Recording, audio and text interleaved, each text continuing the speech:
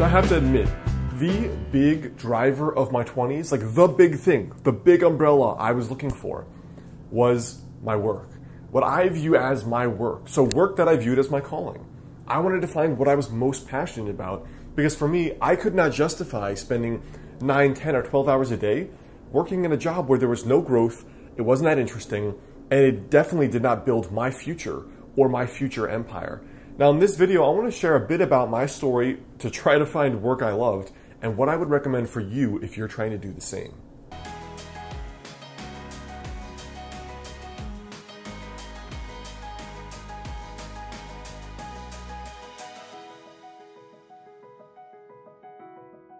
What's up guys, Alex Hein here, author of the book Master the Day. Now my other book, Milk the Pigeon, is heavily geared towards figuring out what to do with your life, so I would check that out if you're interested.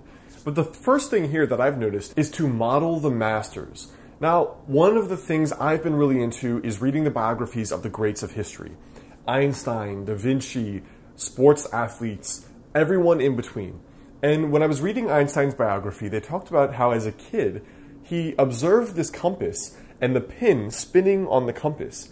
And he was fascinated by the idea that there was an invisible force affecting that needle on the compass. And that kind of little playfulness, that interest stayed with him throughout his entire life. So he had this concept of something that excited him and intrigued him.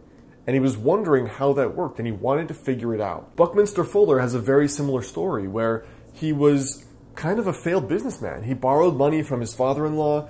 His business failed. He was one night walking along the shores of this lake in the middle of the winter somewhere in middle America, and the lake was freezing cold, and he decided that he was just going to kill himself because he'd failed his family, he'd failed himself, he couldn't dig himself out of his debt, he let his father-in-law down, so with his wife's family he'd ruined, and he was like, you know what, my wife can cash in on my life insurance, she'll be better off without me. He's walking around the lake, and he decides that he's going to drown himself.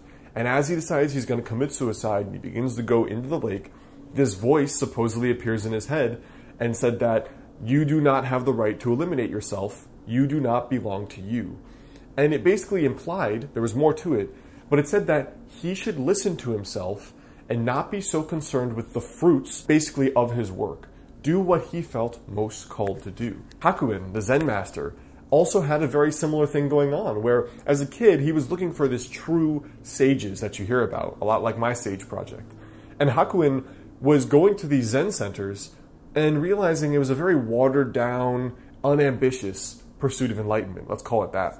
So he had heard of this story about a sage or an old school Zen master somewhere in the nearby hills or the nearby mountains.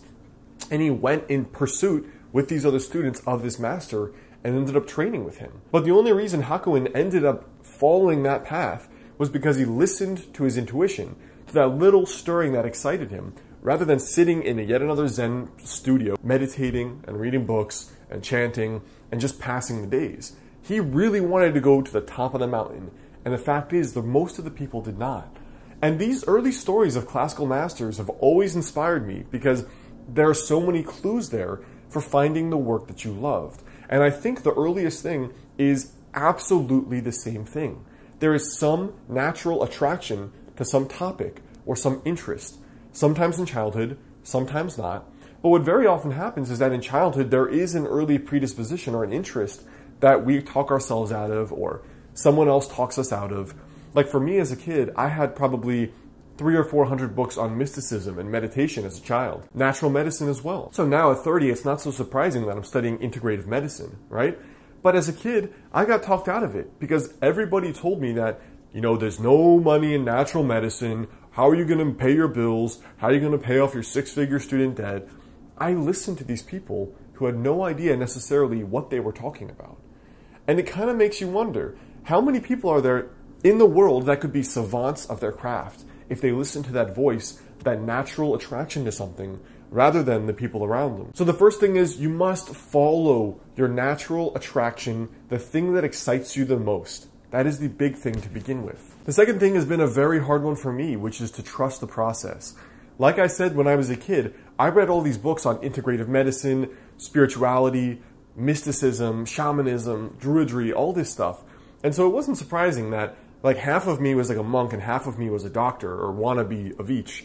And it wasn't surprising to me that I would find my way into a profession now that fuses the medical but also has an element of the spiritual in it. If I just trusted the process and knew that I would be led to my highest calling, my passion, the things that excited me the most, then I would have gone to school a decade ago. When I was 18, I went to look at all the naturopathic medical schools. So at 18, I already knew what I wanted to do.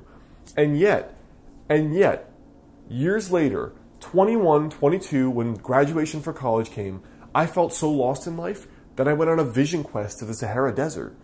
And I've shared a bit about the story here, but when I went to the Sahara, it was trying to figure out what the next step was in my life. Because in my mind, I had said, okay, I'm not doing this box, which was obviously what I was destined to do anyway, because I made my way back at 29. In my head, I said, I'm not doing that. And I became lost. That Sahara, at the end of that Sahara trip, somebody handed me a book on the last day in Tamanrasset in Algeria in an oasis town, and it was a book on Taoism. That book on Taoism is what led me to moving to China with a one-way ticket a year later. China is what led me to study Kung Fu. Kung Fu is what led me to Chinese medicine and integrative medicine. That brought me back to the US, which turned me into an entrepreneur, which worsened my digestive problems, which is how I found a Chinese medicine doctor to work on those problems. And that's what brought me back into my dharma, if you want to call it that. My work that is my destiny. And if you think of it like that, it is crazy. I mean, what in the hell are the chances that you go from 14 years old to reading these books, being lost all the way to 28, and then suddenly finding your way back? But that's how it works. That's absolutely how it works. Finding your way to your dharma or your spiritual calling, your work, often works like that. But only if you listen to that highest excitement, to the voices, to your intuition, whatever you want to call it. Now, the third thing is just as important and a lot more difficult. You have to tell your friends and your family to piss off. Because just like me, as I was a kid, the biggest thing I see, the biggest thing that stops people from going after the things they feel intuitively drawn to is the fear of judgment more than the fear of failure. So all of us have the fear of like starting an art business and not being able to pay our rent. But what we often fear more, the reason why we often don't do that, is because we fear looking like a failure. Looking like a failure to everybody else. Like, okay, I could look in the mirror and be like, that sucks. I thought you were good enough to do this. I guess you're not. But when other people are like, I told you wasn't gonna work. What the hell were you thinking doing your stupid art crap, trying to pay your rent? That hurts a lot. Because especially it's often our parents, our siblings, our own friends, the people you're supposed to be able to confide in and trust and have a non-judgmental discussion with often are the worst in this. And there's often a huge element of jealousy that they themselves have given up on their dreams, or they themselves have failed, or they themselves stopped and never went after their dreams because of whatever story. I've got kids, I've got to pay my rent. They often have this element of resentment and jealousy. And so when you go after your thing, you're like blazing the trail. It's that tall poppy syndrome. The tallest poppy gets cut. And so you're going up the mountain, and everyone else, they see you going to the top. They're like throwing rocks at your head, trying to take you out because they're trying to get there. But most of the time, it's people sitting in lawn chairs at the bottom of the mountain, throwing rocks or trying to shoot you off the hill. And sometimes those are your friends and family. So just like I had friends and family saying, is there money in natural medicine?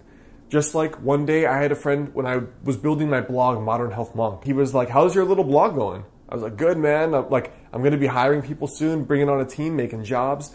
And he was like, okay, Obama, like wink face, real sarcastic comment. You got to get used to this stuff because that's just what's going to happen. I would say you can use that as fuel. You can use that as hatred and anger to fuel you.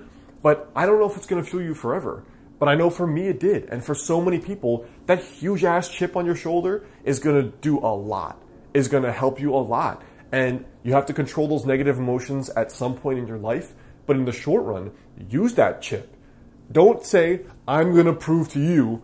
Use it. Just push that energy into building your empire and building what you have to build. So I hope that helps. I mean, for me, the biggest habits that have made a difference was following what excites you, following your intuition, having faith that all the pieces will connect, but always looking to make progress and acquiring new skills. Always, always, always make progress, even if you're not clear on the next steps yet. Putting up a hard psychic wall against all your friends and your family and God forbid it's someone you're dating or you're married to, that's hard. It's a, for lack of a better term, a lonely journey, because there's not going to be that many people in the world that understand what you're going through internally, what you have to overcome, and then what you've been through in order to get to where you've been today. But that is something you will be able to relish when you get towards the top of the mountain. So I hope that helps. Before you go, leave a comment there below. Let me know for you, what's your big question on finding your passion or your purpose or things like that? Hey guys, it's Alex. I hope you liked this video. The best way to stay in touch is to grab my free guide on 5 daily habits to help you lose your next 20 to 30 pounds. Now, related to this video, you might want to check out my book called Milk the Pigeon. It's called a field guide for anyone lost in their 20s, and it's based on these exact principles I used to figure out what to do with my life and find work that I view as my passion and my calling. So Milk the Pigeon you can see in the description there below or on Amazon under the same name.